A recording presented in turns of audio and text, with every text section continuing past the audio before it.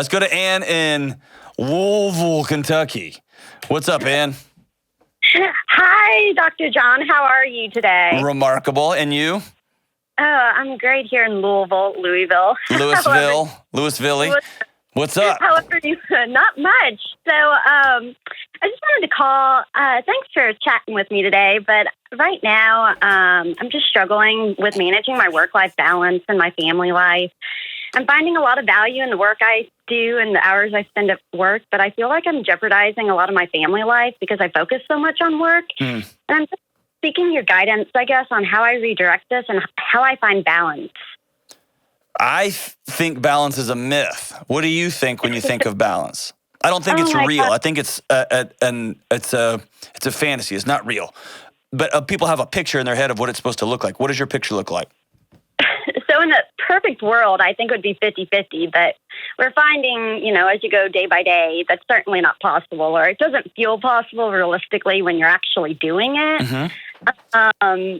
But it would be great if I could, split my time 50-50 or even 60% family, 40% work-life balance. But right now in the path I'm taking, it just doesn't feel like that's doable. So something has kept you from pulling the trigger either way. What is it? I think really right now what it is I struggle with my self-worth. And I think I find a lot of my self-worth in the amount of work I do, not so much in the quality of work I do. And I think that's just honesty when we get down, to the core of it. I think it's how much can I do today? It's not, stepping away and, promoting that healthy work-life balance. It's just how much can I do? I almost get manic about it, I think is the best way to describe it. Where does that come from? Gosh, I think so. When I was younger, at 11, I was diagnosed with anorexia. Mm-hmm. And so I always kind of correlate it with that, I guess. It's, I have to find,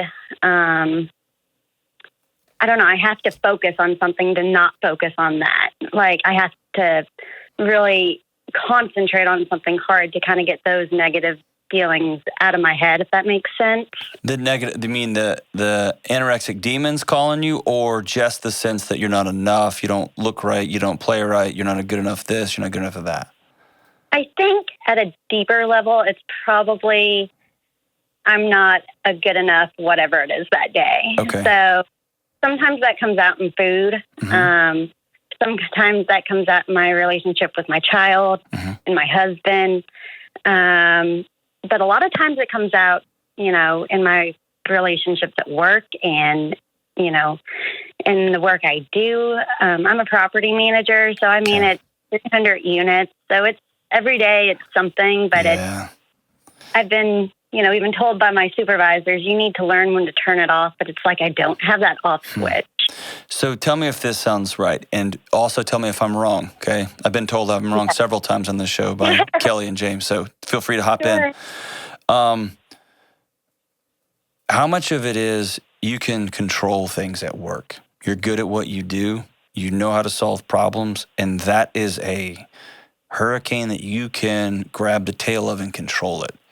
And when you look in the eyes of your little kid and you look in the eyes of your husband, there's a recklessness and a strength to that love that is uncontrollable, and it feels out of your grasp. And it's simply safer for your heart and your body and your soul to go back to work because I know the rules there and I know A plus B equals C. Because love is a risk, and I can't control that risk. Does that sound right, or am I way off? No, that's exactly right. I think that's absolutely correct. I think it's, when I'm at work, it's I don't want to say it's easy, but it just makes sense, and it's easy to control certain situations. And then at home, it's like hostile sometimes, and it's high emotions, and it's high stress, and not that work isn't, but...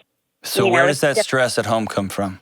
Do you bring it home, or is your husband a jerk, or you just have a 2-month-old that's just bananas? Like, where does it come from? I think my husband and I, we both work very high demand jobs. He's in school full time. Okay. I work 60, 70 hours a week on a good week. And then we come home and we bring all of that high anxiety home. Yep. And that's what our 3-year-old's saying, of course. So then I wonder how it's affecting him long term. He's 3? He's 3, and he's always seeing these 2 super stressed out parents. Yeah. So what I would tell you is he's not seeing it. There's actually some research. Dr. Gabor Mate he is absorbing that at the genetic level. Yeah. It's becoming part of him.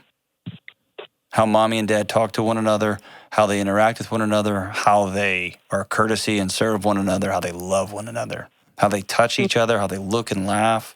He's absorbing that. And it has epigenetic consequences, both up and down. He's not just watching it, he's absorbing it. So Christy, again, my friend Christy, right, and stay on the line here. Kelly's going to send you a copy of her brand new book, Take Back Your Time. It's on this exact topic. She does a great job of this idea of seasons versus balance. Balance is bullcrap. It's not real. And it's a myth sold to you by the name of the game in selling is I have to convince you that you're missing a thing so that you'll buy my thing, right? Mm-hmm. And if there's this myth of balance, life never feels 50-50. And so we just pathologically add stuff to either side of that scale, trying to get it to balance up, and then just as always stays wonky. So I'm going to sign up for a yoga class, but that takes time. So then I'm going to get a bunch of new fancy pots and pans because we're going to cook together, and that doesn't work. So then I'm going to, you know what I mean? You're always just teeter-tottering on this thing. And instead of looking at it 50-50 balance, look at the season. So your husband's working a demanding job and he's in school full-time. Is that right? Yes. And you have a 3-year-old? Yes. So, and you're working 70 hours a week in a job that you're really good at, probably weren't put on earth to be a property manager. Maybe you were, but you're kicking butt in it. And they say, hey, way to go. But even your boss is like, how about we take 30% off? How about we dial it back a little bit? And you're like, never. Exactly.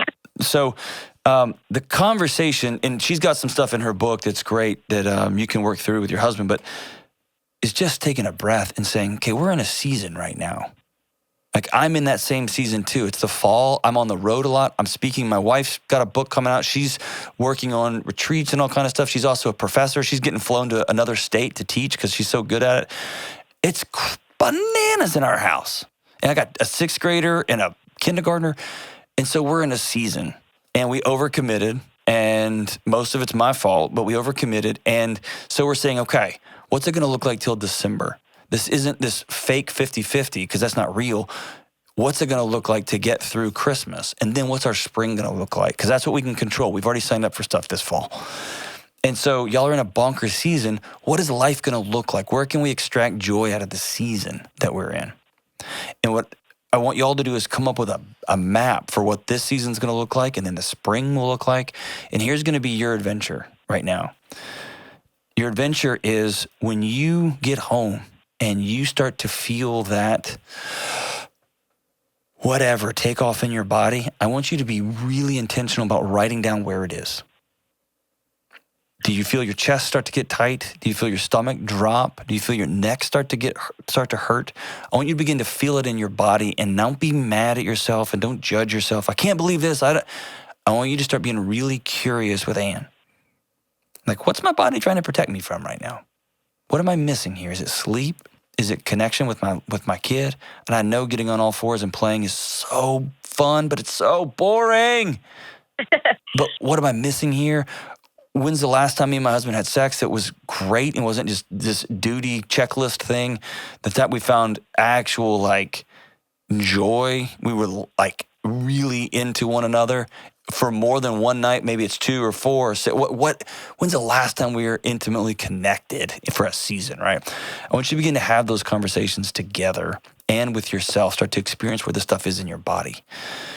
Do you think and in fact, I was just reading a meta-analysis on eating disorders the other day, and the prognosis, what they don't know is just mind-boggling to me.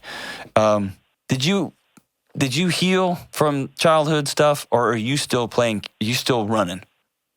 I think I'm still running. You know, I do. I just got out of a really bad. I guess we could say I got over a really bad relapse. I don't think you ever get over it, but I thought, you know, it started to creep its head back in right around the time I turned 2. Okay. And what was going on in your world? Was intimacy at an all-time low? Was husband gone? Were you stressed at work? Like, what was going on at home? I think at home, our life was completely chaotic. Mm-hmm. My husband and I were fighting all the time. We had fundamental disagreements regarding money and regarding how we wanted to run our household. We just purchased a home, which naturally brings stress into the equation. And, we're trying to deal with both sides of our emotions and raising a 3-year-old. And I think, you know, with COVID and everything going on, there was no physical escape. My physical escape became work, you know, what was left of it, at least during that time. Yeah. And so it almost felt like for me, I had no control over anything in my household. Like, I didn't have control over my relationship with my husband. It was so toxic at that time. And we've been in therapy, and and that's been great. And we're doing much better now. But everything just seemed very chaotic in our lives. But you could control that, right? Yes. That's part of the challenge, is figuring out how to do that. Because there was a point, I think, during all of that we didn't feel we could. But no, I'm saying your body began to say, "Oh, I remember something I can control." Yes. And it's not funny, but it's ironic, because when you try to explain eating disorders to people who don't understand, such as my husband, who's never been around it, I'm like, it's totally unconscious. Like, I don't think about it. I just fall back into these habits. And then one day things calm down and I think about it again, and I'm like, okay, I am falling back down that rabbit hole. Yeah. And you kind of have to pull yourself back up, because you don't even realize you're losing the control when you are. Yeah. And it can be disassociative. That's right. So a couple of things. One, I'm going to send you that book. Okay. I don't want you to ever say work-life balance ever again as long as you live. Okay. I want you to start thinking in seasons. And sometimes in the winter, it's just really cold and you got to wear jackets. You don't go outside so much. Or you got to go outside and it's going to be cold out there. And then sometimes it's summer and it's really hot, but you go to the pool and you dress differently. And same in the spring and same in the fall. Life rolls in seasons, not in balance. We've been sold a lie. It's not real. And so I want to give you this book. I want you to read it closely. And it's brand new. It's #1 bestseller. Just came out the other day. It's incredible. And Christy's a great friend. I want you to do the exercises in that book. You and your husband in counseling, I want you to be highly intentional about telling your counselor, I'm struggling with this and I'm ready for the first time in years to set this down. And you're right, the quote unquote, ever be done with it. I both understand the data, and the data, like the research is clear. It's hard to say I'm ever over anorexia. That's tough. And I also believe deeply in people setting these bricks down and healing, and it just doesn't come back anymore. And that's highly intentional, getting connected with your body and what your body's trying to tell you on a regular basis. It sounds like what your body's telling you right now, and has been for a while, that your most important relationships are not whole right now, with your husband, with your kid. And you are in fight or flight, and probably have been for years, and you are running to work because you can control that. You are disassociating yourself. You're distancing yourself, is a better word, from the relationships, because those hurt and they're not solid right now. And it may be that he's got time for him to step away from school for a season for the sake of his marriage and his family. It may mean that he can't work full time, and y'all got to make some pretty serious financial sacrifices, and he's going to go to school full time, and you're going to make this for a season until he gets out of school, and then he's going to go back to the workforce full time.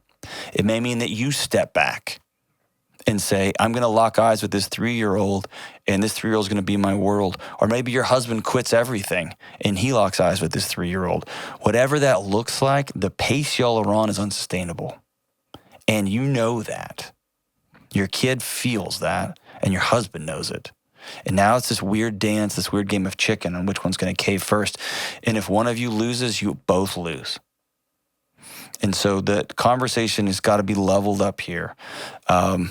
And you've got to be highly intentional about what this season's going to look like, being intentional and direct about planning for next season.